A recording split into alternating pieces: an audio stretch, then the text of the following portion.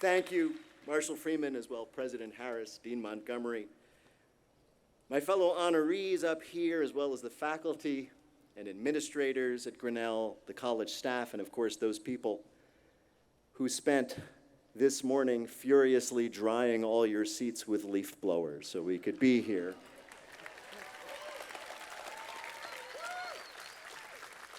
This being Grinnell, I know what all of you graduates are thinking. Wait, gas-powered leaf blowers? Don't start, because this time at the picnic, they'll just dump your food right on your hands. If none of you have ever seen me in person before, it is my experience that it takes about 5 minutes to get used to what I look like and actually focus on what I'm saying. So I'll save the serious stuff for then. By the way, I just thanked everybody. Well, not everybody, not yet. I also thank you, the Grinnell Class of 2024. I had assumed that I had been foisted on you by your administration, because it was hard for me to imagine you saying, you know who I would like to hear on this day, a celebration marking the most significant achievement of my life to date, the guy I was forced to listen to as a child while strapped into a car seat. But then I find out that the graduating class gets to choose its own commencement speaker.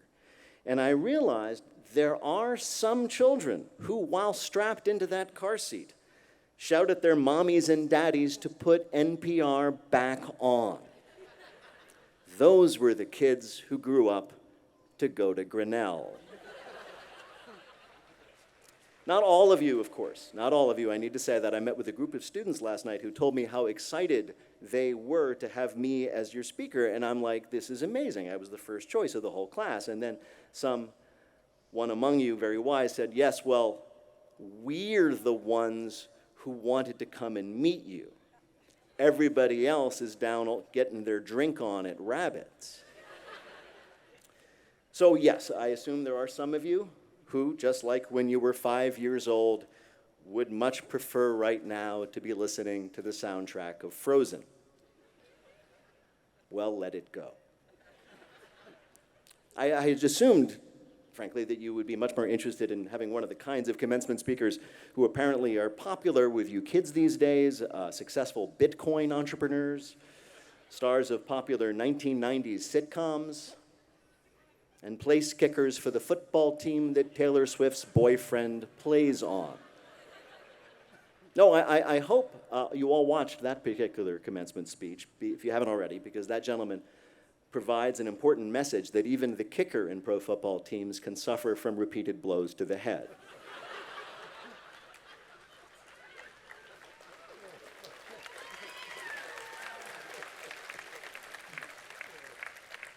I didn't know if that would get a laugh, but then I looked into your football team and I figured, yeah.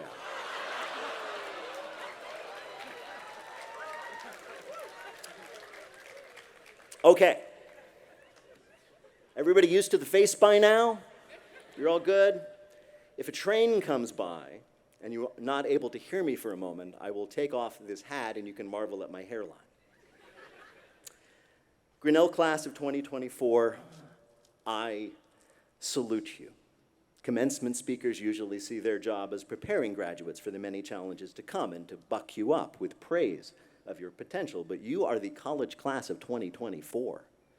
Meaning most of you were the high school class of 2020. You have already survived more impossible challenges than any generation since World War II. You don't need my advice on dealing with hardship. You survived Zoom prom. You spent your first year here putting on masks and eye shields so you could bring bags of blue cheese pizza from the DH to your dorm to eat with your scurry. If not, perhaps the greatest generation, you are the most over it generation. But it does occur to me that most of you then missed your own high school commencement. So in a way, I'm doing double duty here today.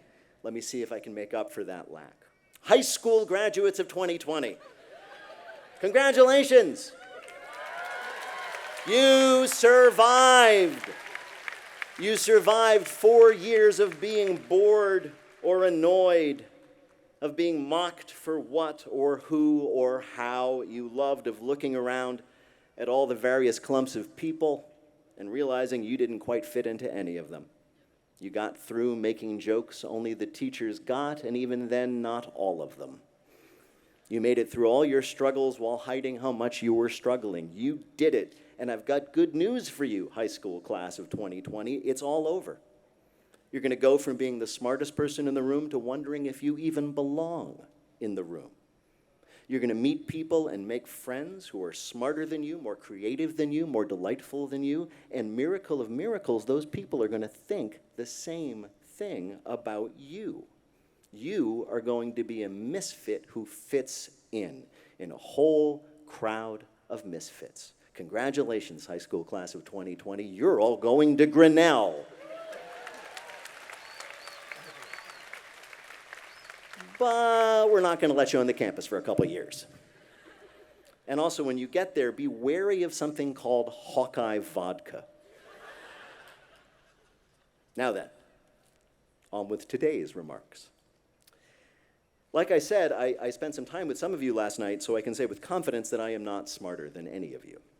And I'm not going to make up for that by falling back on cliches, telling you to follow your dreams, stand up for yourselves, work hard. If you hadn't already done that, you wouldn't be here today.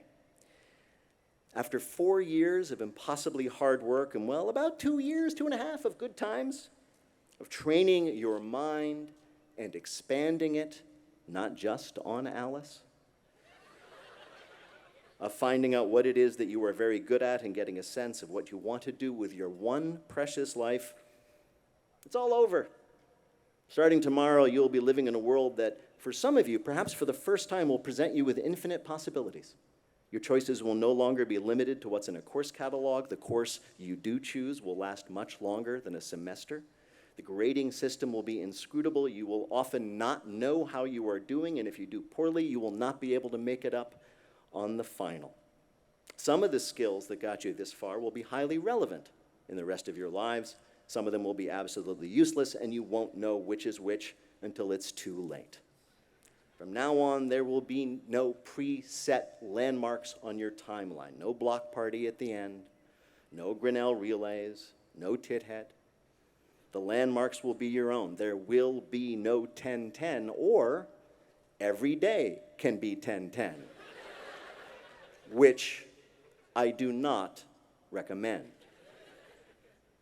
I speak from experience. I received an expensive and thorough education, and yet once loosed upon the world many years ago, consistently found myself stunned by how much knowledge I had, and yet how little I knew.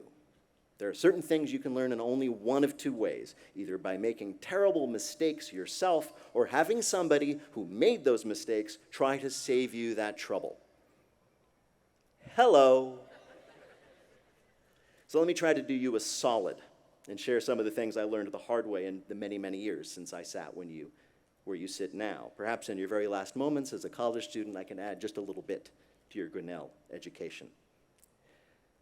One of the things I have learned, in fact, is that sometimes what seem like very complex problems can be very simple. For example, getting what you want, actually quite easy. The hard part is figuring out what you want in the first place. It's both hard to know your own heart and also to resist the massive machinery designed to make you think that all you need to be happy is something that makes somebody else a profit. If someday you face a difficult choice between two competing opportunities, the proverbial fork in the road, choose the one that will lead to the best anecdote later on. As hard as it is to imagine right now, you're all going to be old farts someday sitting around swapping stories, and you'll want to have good ones. The best way to avoid being caught in a lie is never do anything you have to lie about. If you are here today, your family has been, if they're here with you today, your family has been wonderful to you, and you should treasure them if for whatever reason that is not the case, here's the great news. You get to make your own families. Some of you already have while here. It is actually a good idea to get married. You do not want to have to take an Uber to the emergency room, because if you then have to stay at the hospital, the Uber driver won't visit you. Or worse, he will.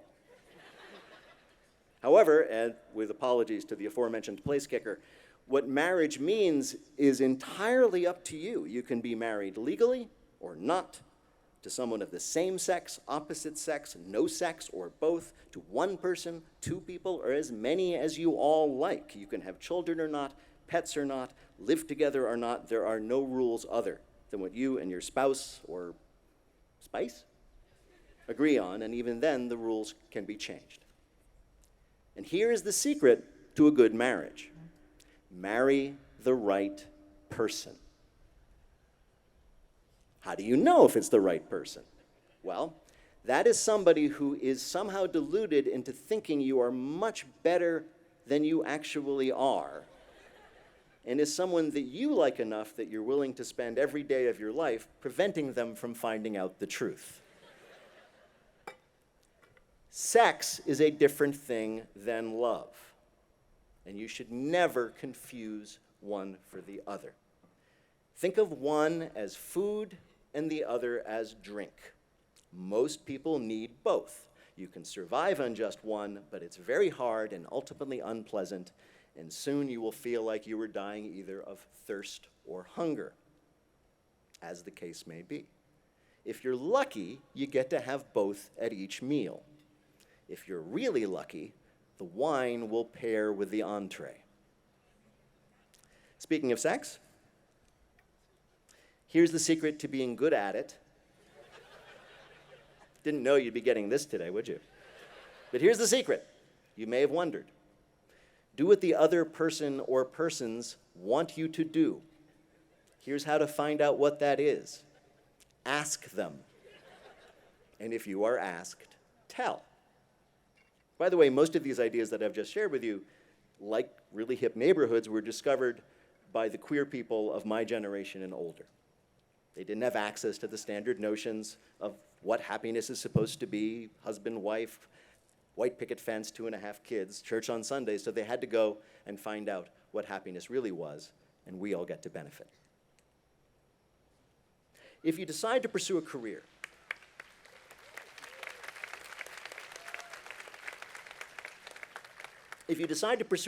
in any kind of organization, you will rise in that organization and thus in your chosen career, not by being the smartest person or even the hardest working. Hardworking people are really annoying. Instead, be useful. Life is hard. Everybody you meet, no matter how confident they seem, is silently screaming for help. Let me just put this over here. If you can make life and work easier for someone else, even by a little, they will treasure you and keep you around. They will teach you how to do things that you don't yet know how to do, so you can be even more useful. Speaking of not knowing things, even though you have received an excellent education from a prestigious institution, starting from this moment, you know nothing. Act accordingly. Do not fake it till you make it.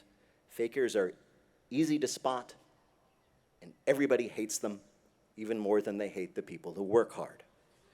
Instead, use the skill you actually learned here while you thought you were learning anthropology or French or math, how to learn. The only people you encounter in your life who will be annoyed by your genuine curiosity are the people you don't want to learn from in the first place. If you decide to pursue a creative calling, you will have to make a lot of crap before you make anything good, so get started now. The reason for this is not your lack of talent, but because the best tool you have for finding your own voice as a creative person is your own dissatisfaction. Every successful artist spent years making things, looking at those things, and saying, no, that's not it, and trying again.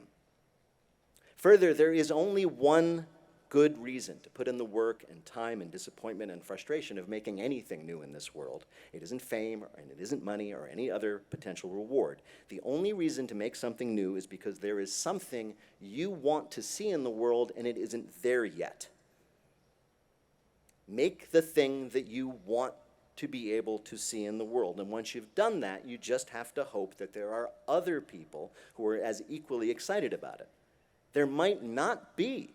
There are countless artists who made brilliant things that satisfied their deepest desires and nobody ever cared. No matter. It is the only way.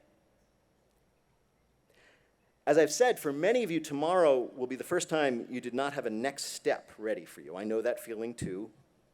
You've essentially been on a ladder from your whole life, from preschool till now, and you have devoted yourself to climbing to the highest rung you could.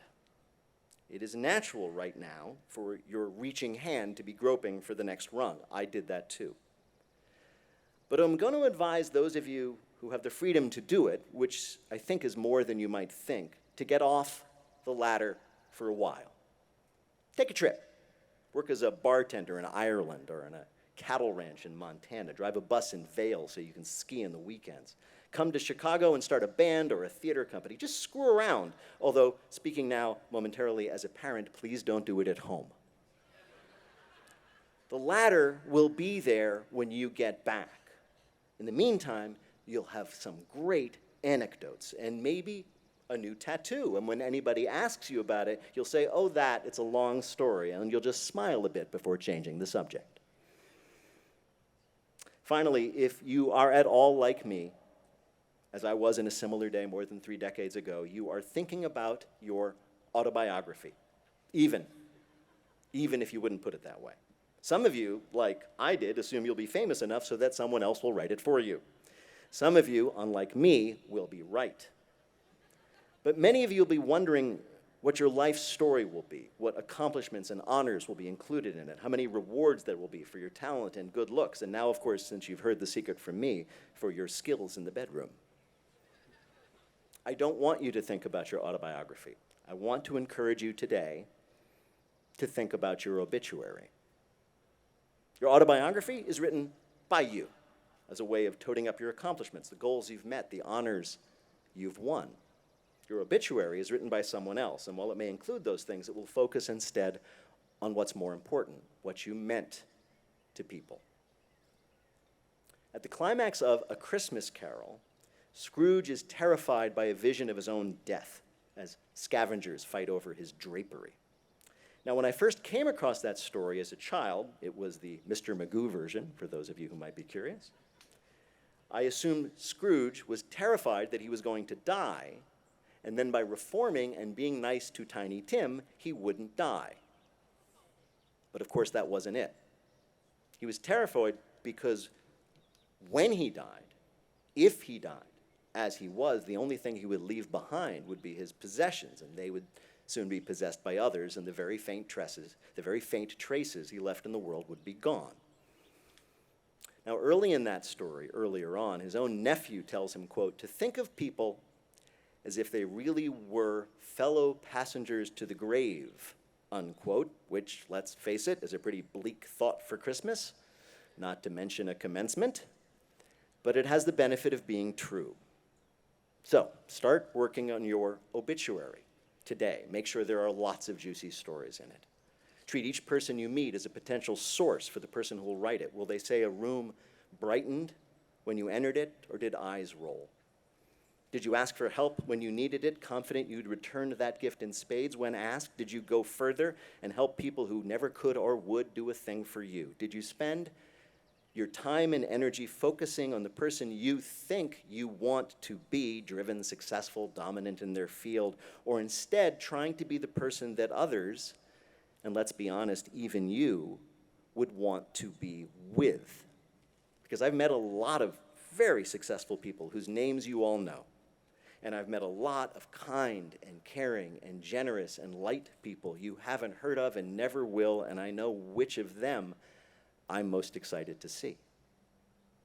Someday, you will face a difficult situation, a provocation, a challenge, a loss, a betrayal even. All those things are coming for all of you, I'm sorry. You will be angry and hurt, and you won't know what to do.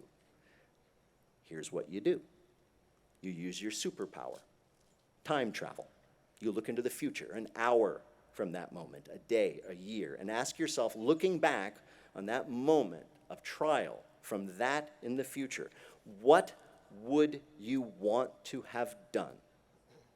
If somebody had chosen to be with you at that moment for the anecdotal value, what story would you want them to tell about you? I am told that one thing all of you Grinnellians have in common is that you all want to change the world. And I don't blame you, it's in pretty bad shape. By the way, you're welcome.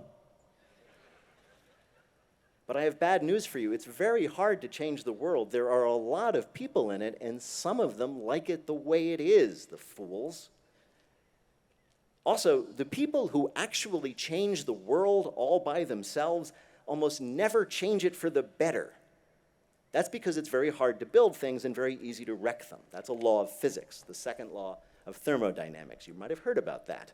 That without a tremendous expenditure of energy and time, systems tend toward disorder and decay. I have 2 young children now, a 3-year-old and a toddler, and the 3-year-old likes to build elaborate towers out of his blocks. It takes a lot of time and focus and effort on his part, and his toddler brother likes to knock them down, which takes a single swipe of his arm. That's just how the world works. There are good people who focus their gifts and energy on building one single tower carefully by trial and error, block by block. And then there are people who announce they don't like all those towers and kick them all down, usually while announcing that they are making towers great again.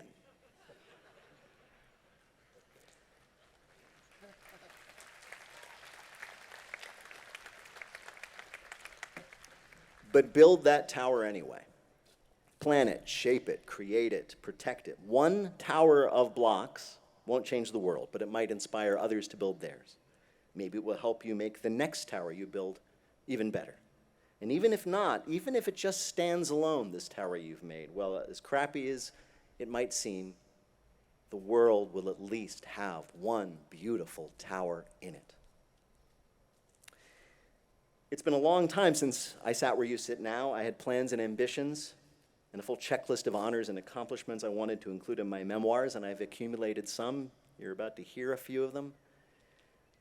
But I don't really care when my time comes to have my obituary written if it mentions any of those things. I hope it says I was kind more often than I was oblivious to people, generous more often than cramped and worried, that I was a good son and father and husband and friend. I know, by the way, there are people out there who would not say those things about me right now, but again, mistakes are a treasure and that you can learn not to repeat them. I hope they say that the work I ended up doing mattered to people. Maybe it helped them get through a tedious task. Maybe it brightened their lives. Maybe just a single day, because, and here's another thing I have learned in my years, you string enough days together, you have a whole lifetime. And of course, it is possible that you, the Grinnell Class of 2024, might also mention me someday. If somebody asks what happened at your commencement in that tumultuous year, was it canceled? Were there protesters, boycotts, and walkouts? Well, no, you'll say, but there was a guy who told dad jokes on public radio who talked to us about death. I hope that some of the things I had to say, though, were useful to you. Even if not, I hope that today provides a good story. Graduates, you've made it, not to the end, but to the starting line. I wish you vast success in all the things that matter and the wisdom to know what they are. May you bring joy to everyone you meet, and may they all do the same for you. And when your obituary is written many, many, many, many, many years from now, may it say of you, as I hope mine says of me, we will miss them so much, but man, we were glad they were here. Have we got stories? Congratulations.